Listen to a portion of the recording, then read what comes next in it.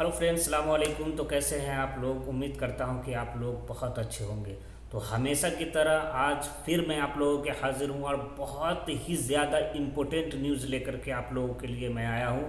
तो वीडियो को प्लीज़ बिल्कुल भी स्किप ना करें और पूरी वीडियो को देखो, क्योंकि ये हम लोगों और आप लोगों के लिए बहुत ही इम्पोर्टेंट जानकारी है।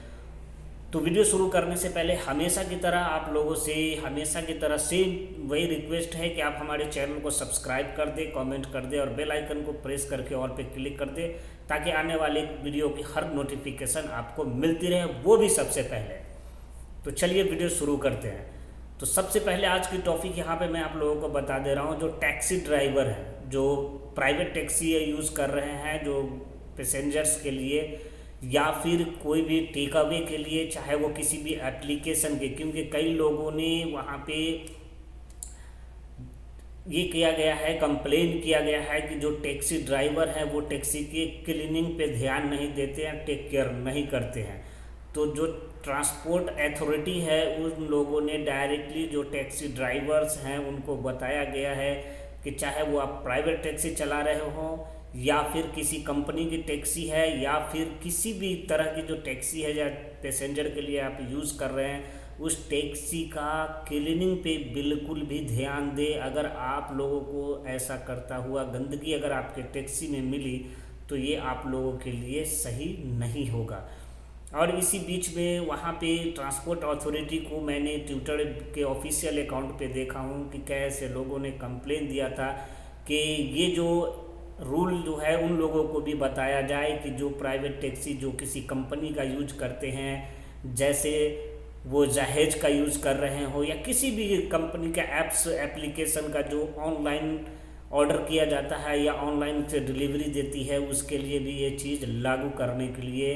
रिक्वेस्ट किया गया है। तो आप लोग प्लीज़ क्लीनिंग पे ध्यान दें और जितना अच्छे से हो सके अपने टैक्सी का केयर करें। उसके बाद आप लोगों को मैं यहाँ पे बता दे रहा हूँ कि जो टैक्सी के अंदर में ही जो इलेक्ट्रॉनिक्स आप लोगों को पे करने के लिए कार्ड से पे करने का, उसका भी बताया गया है कि वो भी फैसिलिटी बहुत जल्द शुरू होने जा रही है। और उससे भी बड़ी खुशखबरी यहाँ पे मैं आप लोगों को ये बता दे रहा हूँ कि ministry of human resource service development की तरफ से ये चीज़ के बारे में बात चल रही है, मीटिंग चल रही है कि जो भी वर्कर्स हैं प्राइवेट सेक्टर में जो काम कर रहे हैं उनका वीकली ऑफ 2 दिनों का हुआ जाए। उसके लिए आपको 10 घंटे की ड्यूटी में 9 घंटे और 8 घंटे की जो ड्यूटी है उसको बढ़ा करके या तो 10 घंटा किया जाएगा। उसके बाद 2 दिन की छुट्टी हफ्ते में दी जाएगी, या फिर उस ड्यूटी की जो टाइमिंग है वो टाइमिंग वही रहेगी, और या फिर उसमें कुछ चेंजिंग होगी। तो इस पे बात चल रही है, तो आप देख सकते हैं स्क्रीन पे कि यहाँ पे ऑलरेडी इसके ऊपर बात चल रही है, मीटिंग चल रही है और बताया जा रहा है कि बहुत जल्दी 2030 का जो मिशन है, जिसमें आर्टिकल 99, 100 और 98 के तहत जो लेबर रूल है और लेबर के लिए जो आर्टिकल है उसके हिसाब से अब हफ्ते में प्राइवेट सेक्टर में जो काम करने वाले लोग हैं उनको 2 दिनों की छुट्टी प्रोवाइड की जाएगी। लेकिन अभी ये फाइनलाइज नहीं हुआ है, इसके ऊपर अभी डिस्कशन चल रहा है और उम्मीद करता हूँ कि ये जल्दी हो जाएगा तो हमारे और आपके लिए भी बेहतर होगा। उसके बाद मैं बता दे रहा हूँ कि जब आज़ाद से कई लोगों ने सवाल किया है और हमसे भी ये सवाल 2-3 क्वेश्चन हमारा सेम आया है, तो उन सभी भाइयों को मैं बता देना चाह रहा हूँ, उनके सवाल का जवाब मैं दे देता हूँ कि एक दो भाई हैं जो हमको बोले कि मेरा 20 दिन हो गया, 21 दिन हो गया और 1 महीना और 90 दिन हो गया, लेकिन मेरी कंपनी इकामा अभी तक मेरा नहीं बनाई है। तो आप लोगों को मैं बता दे रहा हूँ कि जो प्रोबेशन पीरियड होता है 90 डेज़ का, इस 90 डेज़ में अगर आपकी कंपनी अगर आपका इकामा नहीं बना करके देती है तो आप अपनी कंपनी को फोर्स नहीं कर सकते हैं कि हमारा इकामा बनाने के लिए। उसके बाद अगर 90 डेज़ के बाद अगर आपकी कंपनी आपका इकामा नहीं बना रही है तो आपकी कंपनी के ऊपर फ़ाइन किया जाएगा और फ़ाइन लगेगा पर हेड। जितने भी स्टाफ है जिनका जिनका इकामा नहीं बना है काउंटेड किया जाएगा, जितने भी लोगों का इकामा नहीं बना हुआ है उनके ऊपर कार्रवाई की जाएगी और उन्हें फ़ाइन किया जाएगा। तो आप लोग अगर अभी 90 डेज की पीरियड फेस कर रहे हैं तो अपनी कंपनी को इस सब मामले में गिरगिर ना करें, कोई आर्गूमेंट ना करें और डिस्कस ना करें कि हमारा इकामा बनाने के लिए, क्योंकि ये गवर्नमेंट का रूल है कि आप जितने भी लोग नए सऊदी अरब में या किसी भी कंट्री में, हर कंट्री का एक अलग अलग रूल होता है, लेकिन सऊदी अरब का मैं आपको बता देता हूं कि अगर आपकी कंपनी 90 डेज़ की नोटिस पीरियड जो होती है आपका, उस नोटिस पीरियड के में अगर आपका इकामा नहीं बना रही है तो आप फिक्र ना करें, घबराए नहीं और कंपनी से किसी भी तरह का आर्गूमेंट ना करें। कंपनी अगर आपको पसंद करती है, आपके जॉब को, आपके काम को अगर पसंद करती है तो ऑटोमेटिक आपकी कंपनी आपका इकामा बना करके आपको देगी, और अगर नहीं बना के देती है तो कंपनी के ऊपर फाइन किया जाएगा। उसके बाद अगर कंपनी आपको पसंद नहीं करती है और आपका एटीट्यूड, आपका पेशेंस ऑफ लेवल, ये सब चीज़ कंपनी को, आपके कंपनी के जो रूल, टर्म एंड कंडीशन है और रूल है, जो प्रोफेशन है, उसमें अगर आप मैच नहीं खाते हैं तो आपको यहाँ पे गवर्नमेंट में जवाजात की तरफ से ये भी किया गया है कि उस 90 डेज में नोटिस पीरियड जो है आपका, जिसको हम लोग प्रोबेशन पीरियड कहते हैं, उस प्रोबेशन पीरियड में आपको एग्ज़िट लगाने का भी कंपनी के पास में पूरी अथॉरिटी रहती है कि आपको वो एग्ज़िट लगा करके आपको भेज सकती है।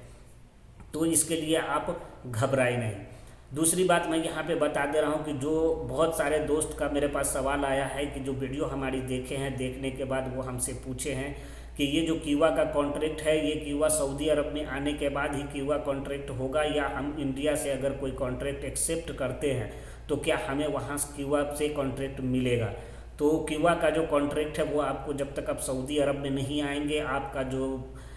पूरा स्टेटस है, आपकी पूरी जो इन्फॉर्मेशन है वो आपको डिजिटल किया जाएगा। उसके बाद ही आपका कॉन्ट्रैक्ट जो है कीवा के ऊपर ट्रांसफ़र किया जाएगा। अभी फ़िलहाल आप इंडिया से या किसी भी कंट्री से अगर आप आ रहे हैं तो आपका कॉन्ट्रैक्ट सीधा से मैनुअल ही रहेगा, और उस मैनुअल के थ्रू ही आपको सऊदी के अंदर में आएंगे और वहाँ से आपका कॉन्ट्रैक्ट जो है आपका डिजिटल होगा और आपका ट्रांसफ़र डिजिटल जो कॉन्ट्रैक्ट है उस पर ट्रांसफ़र किया जाएगा। तो ट्रांसफ़र होने से पहले, जब आपका कॉन्ट्रैक्ट ट्रांसफ़र हो, तो सिर्फ आप 2-3 चीज़ों का ध्यान रखें। उसके बाद आपको किसी चीज़ के लिए घबराने की ज़रूरत नहीं है। एक तो पहला नंबर कि आपकी सैलरी जो है वो आपको कीवा पे शो कर रहा है कि नहीं। उसके बाद जो आपका प्रोफेशन है वो आपका शो कर रहा है कि नहीं। उसके बाद आपका जो कॉन्ट्रैक्ट पीरियड है वो आपका, जो आपको बताया गया है 1 साल या 2 साल, जो मैनुअली आपने पेपर पे साइन किया है,